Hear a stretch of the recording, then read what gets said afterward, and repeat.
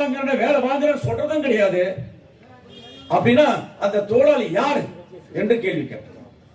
அப்ப நீங்க left out கேங்மேனாக இருக்கக்கூடிய அந்த தொழிலாளியும் உடனடியாக நீங்க பணிநிறுத்தம் செய்யணும். மின்சார வாரியத்துக்கு உள்ளே கொண்டு வர வேண்டும். வேலை செய்வதற்கு ஆட்கள் கிடையாது.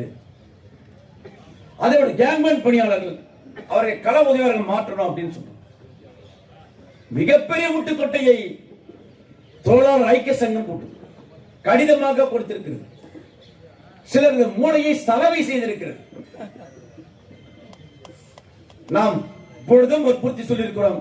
கேங்மேன் பணியாளர்கள் 4.5 ஆண்டு காலமாக மின்சார வாரியத்திற்கு, நுகர்வோருக்கு, தமிழகத்திற்கு நல்ல பெயரை எடுத்துக் கொடுத்திருக்கிறார்கள். 88 மேற்பட்ட கேங்மேன் பணியாளர்கள் இறந்து போயிருக்கிறார். 200க்கும் மேற்பட்ட கேங்மேன் பணியாளர்கள் கடுமையான காயங்களோடு உயிர் தப்பி பணிக்கு திரும்பி இருக்கிறார்கள். புள்ளி விவர பட்டியலை ஏற்கனவே ஒர்க்கோடு டிஸ்கஷன்ல கொடுத்திருக்கோம். அப்படிப்பட்ட பணியாளர்களை எல்லா வேலையும் வாங்கிப்பீங்க.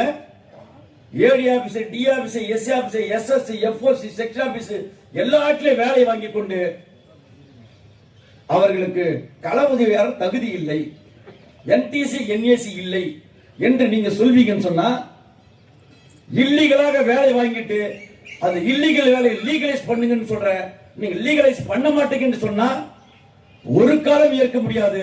வாரிய தலைவர் எங்களுக்கு கொடுத்த வாக்குறுதியை 8வது மாடி இருக்கிற அட்மினிஸ்ட்ரேஷன் பிரான்ச்ல மதிப்பதே இல்லை என்று சொன்னேன்.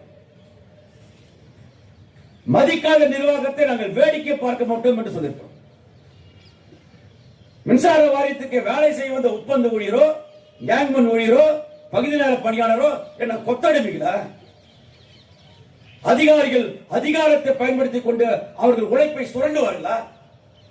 அவர்கள் உழைப்பை சுரண்டுவதற்கு சீட்டு சங்கம் ஒருபோதும் அனுமதிக்காது, ஏற்கவே மாட்டோம். காலி பணியிடல் காரணமாக கீழே களத்தில் சூடு கொதித்து இருக்கு. ஒரு ஸ்டேஜ்ல பஸ் ஸ்டாண்ட் சொல்லிருக்கேன். பஸ் ஸ்டாண்டா நீங்கள் யாரும் தாங்க மாட்டீங்க, அப்படிப்பட்ட இடத்துக்கு எங்களை கொண்டு வந்து நிறுத்தாதீர்கள் என்று சொல்லியிருக்கோம். அது உச்சகட்டமாக சொன்னோம். கேங்மேன் பணியாளர்கள் நீங்கள் கலந்த மாற்றவில்லை என்று சொன்னால் 91% இருக்கக்கூடிய வேலையை 8% இருக்கிற தொழிலாளி தன்னை தலையில் சுமப்பார் என்று சொன்னால், இந்த வாரியத்தின் மீது மனித உரிமை கழகத்தில் வழக்கு போடுவேன், உங்களை விட மாட்டேன் என்று சொல்லியிருக்கேன். விட மாட்டேன். வாழ்வா சாவா என்று போராடக்கூடிய வேலை செய்யக்கூடிய அந்த தொழிலாளியை நீங்க அங்கீகரிக்க மாட்டேன்னு சொன்னா, நீங்க 8வது மாடியில் 10வது சுகமா இருப்பீங்களா? நீங்க சுகமாக இருப்பதற்கு ஒருபோதும் சீட்டு சங்கம் உடன்படாது என்று சொல்லியிருக்க. அது மட்டுமல்ல, 18 2005க்கு பிறந்து வந்த தொழிலாளிகள், 2003க்கு பிறகு வந்த